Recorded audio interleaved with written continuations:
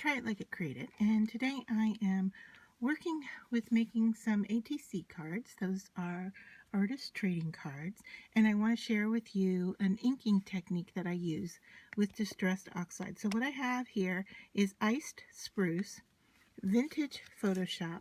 I have a stencil that has gears on it, and then I have some vintage paper that is from I think it's Damperia is the name of the paper.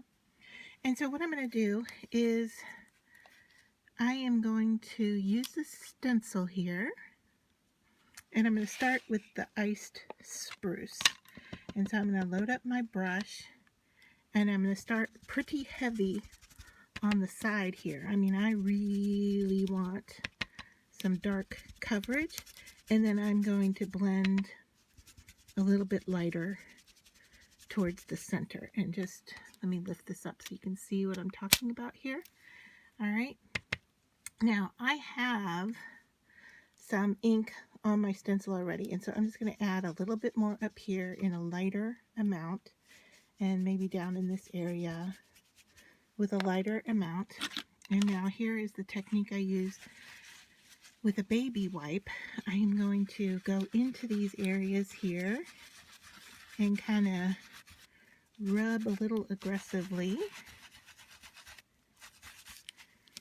and see if I like what I'm seeing there. Alright, so I'm going to pick up some of this from before and kind of rub it into these areas.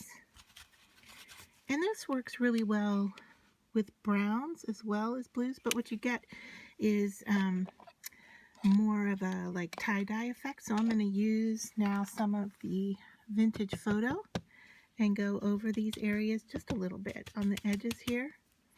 And then I'm going to use my baby wipe again to kind of get that brown in there and kind of look and see what I've got going. So I am just really trying to soak up that area with the baby wipe and transfer some of that ink. And I just shift it a little bit, so let me line back up again.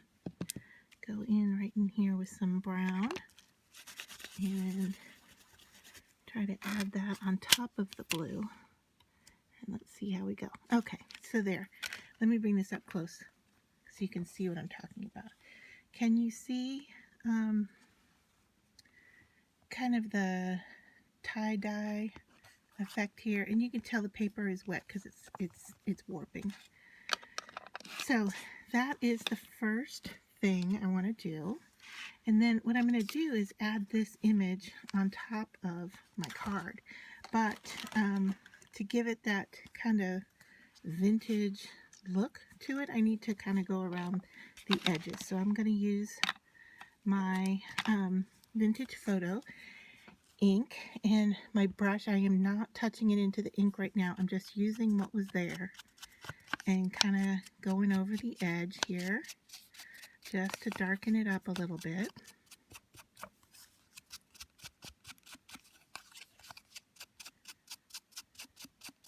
And this is a technique that a lot of people use. There's nothing new or fancy about this, but just to kind of give you an idea so it matches a little better. I'm going to do the same around the edges of this card, although it's a little wet right now, but I am picking up a little bit more ink because it has ink already on here. It probably needs to be a little bit darker. I'm just going to pick up a little bit more.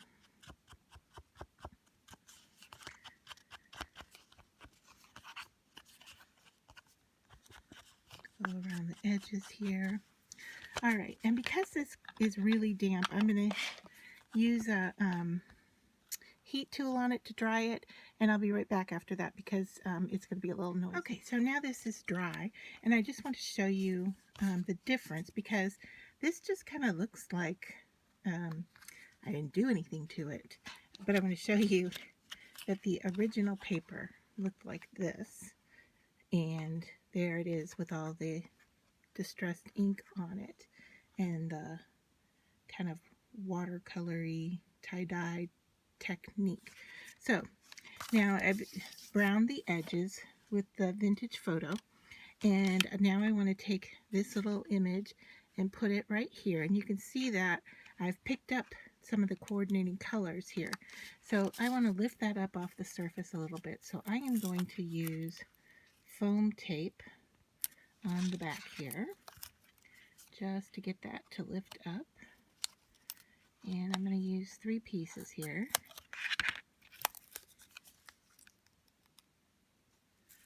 As I want it stuck down well.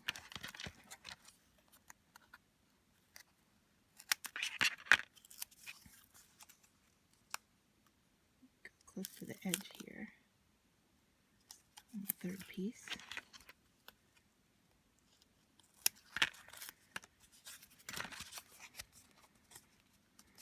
And now I'm just going to peel the backing off. Sometimes easier said than done. Shouldn't be too difficult here with foam tape, but sometimes double stick can be a little bit more difficult. And this is really sticky because it's sticking to my fingernails. Alright, so now to place it on, I am just going to kind of eyeball it here. Sometimes you'll get some grid lines. You could use a ruler to line things up if you'd like. I am just going to go for it. And hopefully not too bad. Give it a good press. Now I'm going to show you one little last tip that I like to do.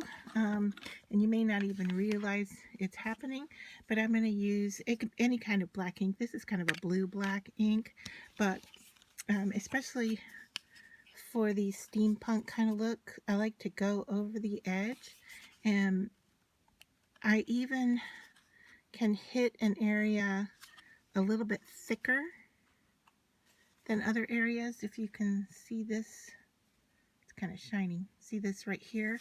I like the imperfection of doing that with the ink, because I think that that's pretty typical of the style. Now you may not even see that or notice it very much, but there is a difference, and so hopefully you can kind of see what I'm talking about. And that is the technique that I use. So I hope you find that helpful.